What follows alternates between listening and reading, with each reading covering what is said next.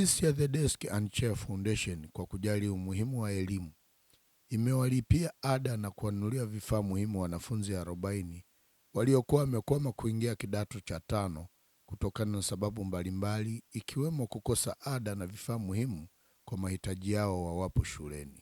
Kullu yawmin Ashura wa kullu ardhin Karbala, kwamba kila siku ni siku ya Ashura na kila ardhi ni ardhi ya Karbala. Kwa nini? Ni kwa sababu ya tukio la mwaka wa 61 Hijiria lililotokea siku ya Ashura nchini Iraq katika ardhi ya Karbala. Kipenzi cha Mtume Muhammad sallallahu alayhi wa sallam ambaye ni Imamul Husaini alayhi salam alisimama kuutetea ubinadamu, alisimama kuukomboa ubinadamu, akatufundisha masomo muhimu sana kwa sisi watoto wa shule. Tuseme inshallah. Jambo la kwanza lilotufundisha Imam mpaka akajitolea muhanga maisha yake yote, yeye na familia yake na watoto wake, la kwanza kubwa ni jambo la subira, uvumilivu. Jambo la pili ni ushujaa. Jambo la tatu ni kujitoa muhanga kwa ajili ya kuitetea haki. Kwa hivyo imamu huyu, kwa upande wenu ninyi wanafunzi ambao mnakwenda shuleni, na mzungumza kwenye kipengele chenu hiki cha subira katika kuitafuta elimu. Mtume anasema al-ilmu nurun yakdhifuhu Allahu fi qalbi man yasha. Elimu ni nuru Mwenyezi Mungu anayeingiza katika moyo na kifua cha anayetaka kuitafuta elimu. Anayetaka kuipata elimu nyosha mkono juu. Kwa hivyo hii elimu mjue ni nuru, inatoka kwa nani? Sio kwa ujanja wako, wala sio kwa jitihada zako, sio kwa la, ni nuru inatoka kwa nani? Kwa Mwenyezi Mungu. Sasa ili kuipata nuru hiyo, kuna mambo matatu muhimu ambayo tunahusiwa na al-Imam. Jambo la kwanza ni ninyi mnaita timetable, yeye anaita an-nazmu, kupangilia time. Jambo la pili anasema ni al-ijtihad, kujituma. Yani baada ya kupangilia hiyo timetable lazima ujitume kuifuatilia hiyo timetable ili kufaulu.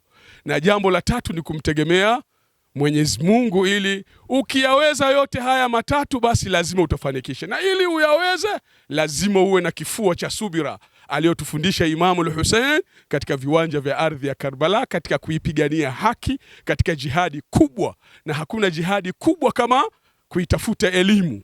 Mtume anasema man mata, mtu atakayefariki fi talabil ilmi, akiwa anaitafuta elimu, wa huwa ala hadhihi alhala, na akiwa katika hali hiyo, mata shahidan, huyo anakufa ni shahidi. Kwa hivyo mpo katika jihadi kubwa, na nimuombe Mwenyezi Mungu Subhanahu wa Ta'ala akupeni moyo mkubwa na fikra pana na akili kubwa ya kumsoma Imamu Hussein katika kuiendea jihadi kubwa hii ya kutafuta elimu. Tuseme inshallah. Kwa majina naitwa Angelina Mtashobe Alois. Nimechaguliwa katika shule ya Iguguno Sekondari mkoani Singida. Nashukuru sana kwa ufadhili niliopewa na nitasoma kwa bidii mpaka niafikie malengo yangu. Asanteni sana. Jina naitwa Adija Kazungu Maungo. Nyumbani ni Ukerewe. Nilikuwa sina uwezo wa kupata godoro, tulaka na vifaa vingine. Nashukuru Desk and Chair Foundation kwa kuniwezesha mimi niweze kutimiza ndoto zangu. Shule niliyochagulia ni Mwanza Secondary School. Asanteni sana kwa kuniwezesha nikasome. Kwa majina naitwa Wilson Elikana Mkama. Nimechaguliwa kwenda shule ya Karatu Boys iliyopo Arusha. Naahidi kwenda kusoma kwa dhati, na vitu nilivyodhaminiwa ni hivi hapa. Nitoe shukrani zangu kwa dhati. Sasa hivi ni msimu, ni watoto wetu ambao walimaliza kidato cha 4 sasa wanaenda kwenye kidato cha 5. Kwa hiyo takriban kwenye wiki 2 zilizopita tulipata watoto 42 ambao tumeorodhesha na vifaa vyao vilivyokuwa vikihitajika. Kwa hapo mbele yenu tumewaandalia vifaa vyote hao watoto ili waweze kwenda shule mara moja na kuendelea na masomo yao. Kama alivyosisitiza Sheikh kwamba tuna mategemeo makubwa sana kwa nyie wanafunzi ambao leo sisi tunawafadhili kwa njia moja au nyingine.